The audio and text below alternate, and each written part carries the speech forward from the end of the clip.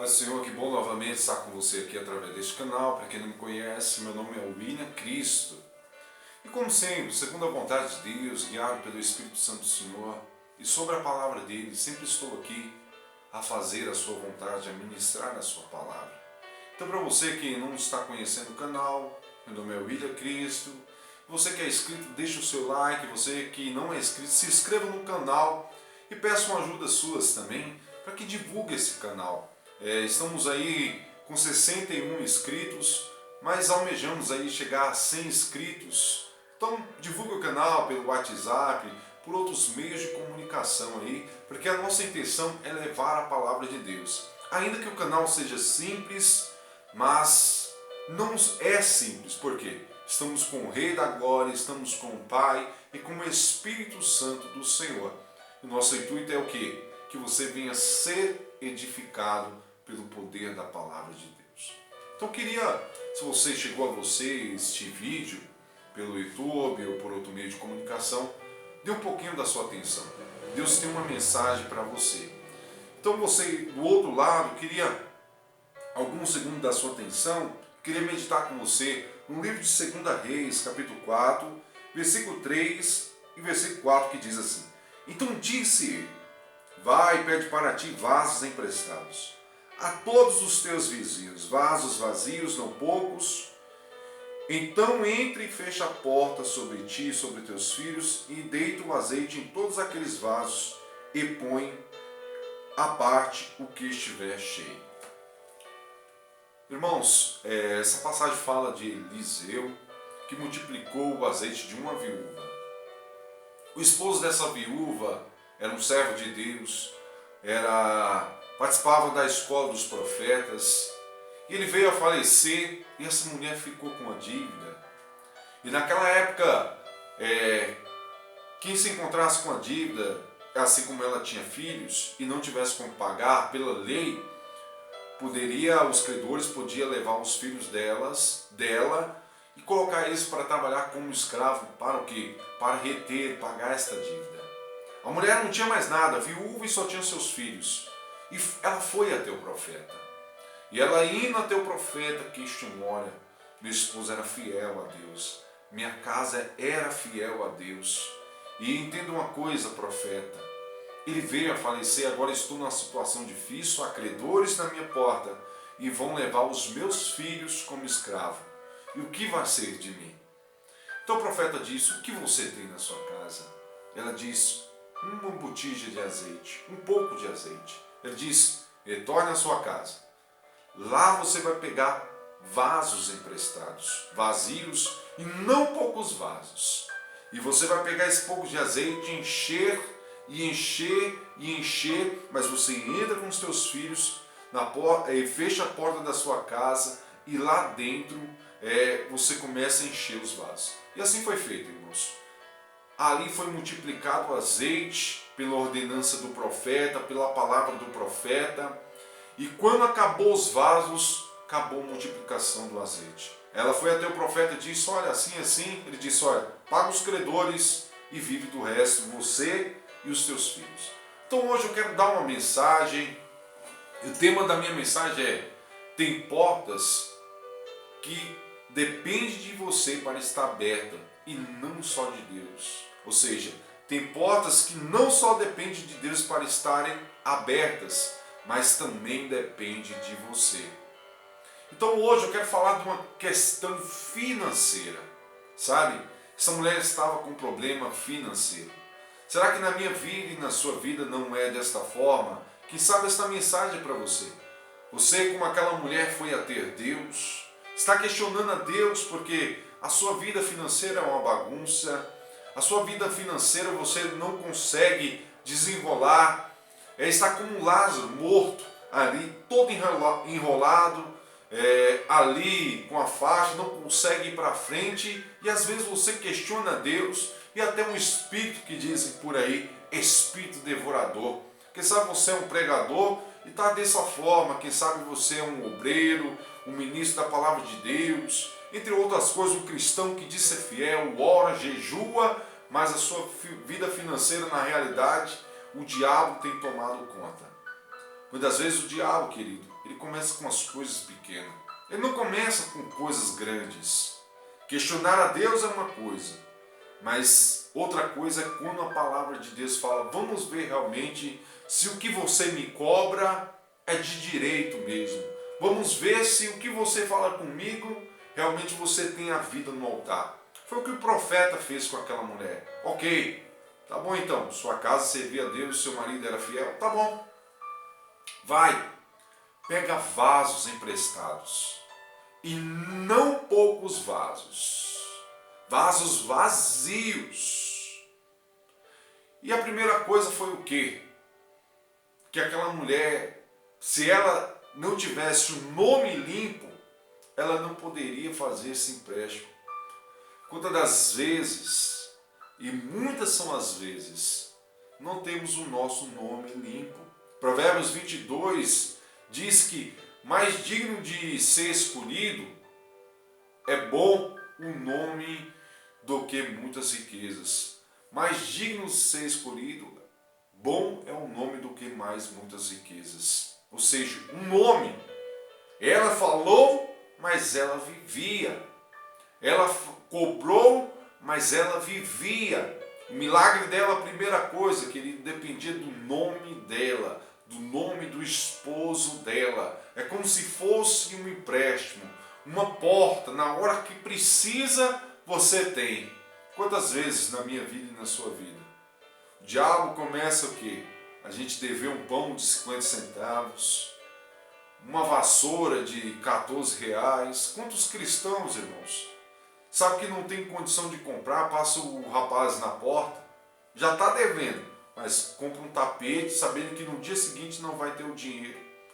Compra um dedom, um andredom, e muitas das vezes sabendo que não vai ter dinheiro, não vai honrar a palavra. Eu estou falando de pessoas cristãs, que muitas das vezes já faz com engano no seu coração, sabendo que não vai ter dinheiro e tem uma vida enrolada. E olha, irmãos, se eu fosse pôr por porcentagem aqui, coloca aí 89% de cristãos que têm a vida desta forma.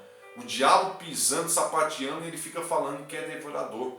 E às vezes é o crente do óleo, do azeite, do barulho, irmãos. Muitas vezes tem uma vida financeira fracassada, não tem palavra, não tem caráter nem conduta nessa área, não tem porta aberta, irmãos, não consegue fazer um empréstimo, não se preocupa com o teu nome. Cristo, nos dias de hoje, o diabo tem feito isso. Conheço cristãos e é para você, querido. Tem portas que dependem de você de estar aberta e não de Deus. Então não adianta ficar fazendo campanha, não adianta ficar jejuando, reclamando aos céus, depende de você. Quando Jesus chegou na casa de Zaqueu, o que Jesus disse? Antes de falar, me convém salvação, veio salvação a esta casa. Antes Zaqueu reconheceu, olha Senhor, se eu tenho defraudado alguém, vou restituir 4 vezes mais. E de certa forma ele tinha sim, irmãos, porque ele cobrava imposto indevido. E aqueles homens, no dia que Jesus decidiu ir na casa dele, falou, como que ele vai na casa de um homem pecador? Jesus não desistiu dele, acreditou nele, sabe? Queria fazer algo novo na vida dele.